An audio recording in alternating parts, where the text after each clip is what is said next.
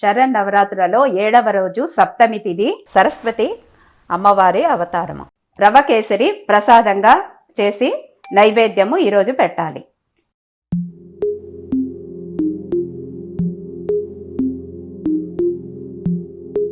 SS upload ఛానల్స్కి స్వాగతం. రవ్వ కేసరి తయారు చేయడానికి కావలసిన పదార్థాలు: జీడిపప్పు, ఎండు ద్రాక్ష 10 గ్రామ్స్, నెయ్యి కావలసినంత, చక్కెర ఒక 50 గ్రామ్స్, 10 గ్రామ్స్ యాలక్కాయలు దంచినవి, ఒక 20 గ్రామ్స్ ఉప్మా రవ్వ.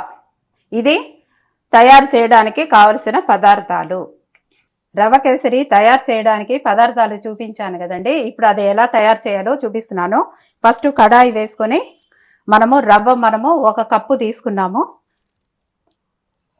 దాన్ని మనం బాగా వేయించుకోవాలి.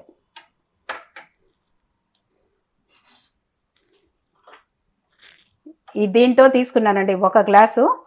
దీంతో ఒక గ్లాస్ తీసుకున్నానంటే 1.5 గ్లాసు షుగర్ తీసుకోవాలి. తర్వాత నీళ్లు 2 తీసుకోవాలి.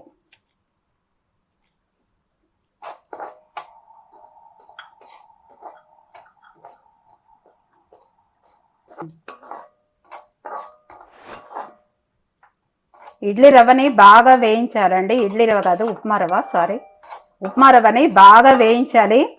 ఎట్లా అంటే కలర్ కొంచెం బ్రౌన్ కలర్గా రావాలి, అంతవరకు బాగా మనము వేయించాలి. ఇది ఎంత వేయిస్తే అంత బాగా ఉంటుందన్నమాట. టేస్ట్ ఉండేదే కాకుండా నిలవ కూడా ఉంటుంది మనకి కేసరి. ఇప్పుడే స్టార్ట్ అవుతుందండి. మెల్లమెల్లగా కలర్స్ అనేది బాగా కొంచెం బ్రౌనిష్గా వచ్చేటప్పటి వరకు బాగా వేయించాలి. ఆ పచ్చివాసన అంతా పోయిందని అర్థం. అప్పుడు ఉప్మా రవ్వని బాగా వేయించేసాను. ఇంకా కొంచెం కలర్ మారాలి. ఇప్పుడు చూడండి, కలర్ మారింది.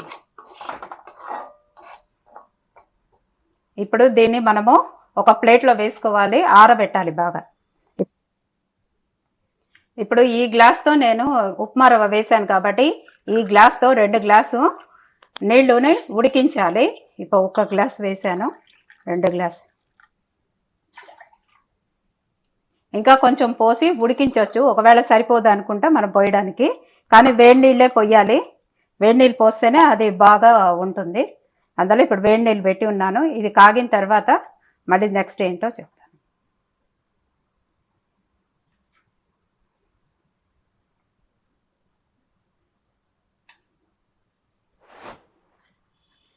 వేడి నీళ్ళు కాగిందండి. ఇప్పుడు మనం ఏం చేయాలంటే కొంచెము ఒక 2-3 స్పూన్లు నెయ్యి పోసుకోవాలి.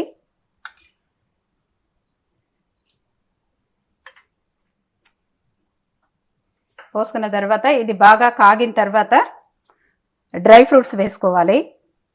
నేను జీడిపప్పు, ఎండు ద్రాక్ష మాత్రమే వేసాను. మీరు ఇంకా కావాలంటే బాదాము, పిస్తా ఇంకా ఉన్నాయి కదా, అవన్నీ కూడా వేసుకోవచ్చు. నేను అవన్నీ వేయట్లేదు, ఈ 2 మాత్రమే వేస్తున్నాను.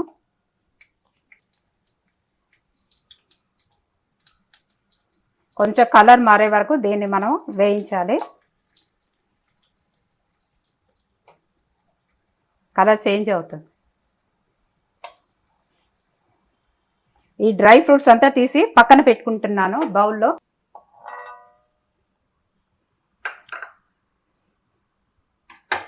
ఇప్పుడు మనము ఇంకో స్పూన్ నెయ్యి వేయాలండి. నెయ్యి వేసిన తర్వాత మనం ఇందాక రవ్వని బాగా వేయించుకున్నాం కదా, అది దీంట్లో పొయ్యాలి.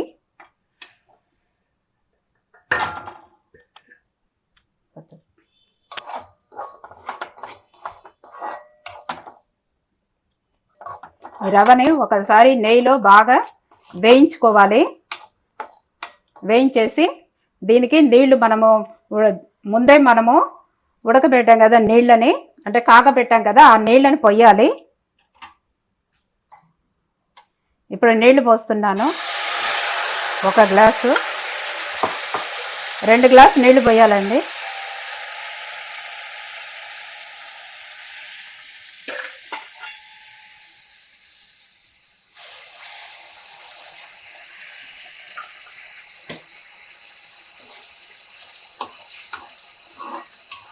నీళ్ళన్నీ ఇంకే వరకు బాగా ఇలా కలిగి పెట్టాలి.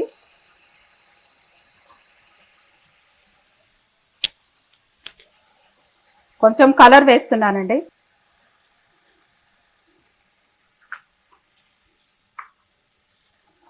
దంచి పెట్టుకున్న ఏలకాయలు కూడా వేస్తున్నాను.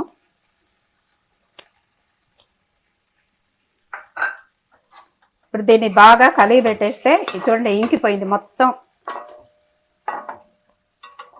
నీళ్ళంతా కూడా ఇంకిపోయింది. ఇప్పుడు దీంట్లో షుగర్ వేసుకోవాలండి. షుగర్ కూడా నేను 1 గ్లాస్కి 1.5 వేసాను. ఇంకా కొంచెం తీపి కావాలనుకుంటే 2 కూడా వేయచ్చు.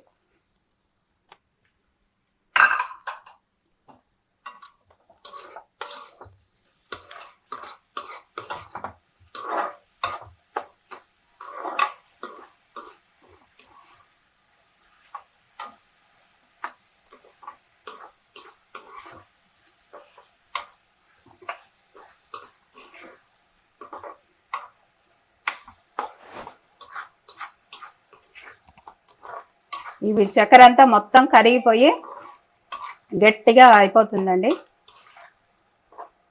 అయిపోయిన తర్వాత దింపేయాలి. ఇప్పుడు దీంట్లోనే డ్రై ఫ్రూట్స్ కూడా వేసుకుంటాం.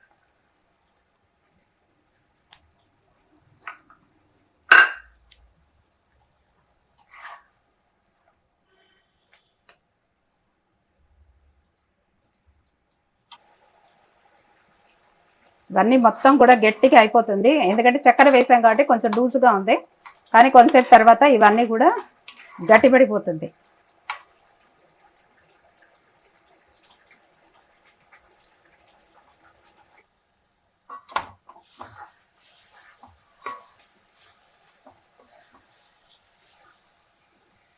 అయిపోయిందండి, మొత్తం ఇంకిపోయింది.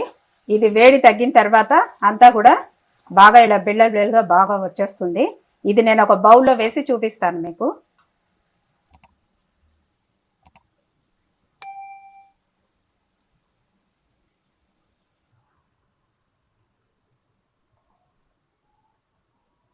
రవ్వ కేసరి రెడీ అండి.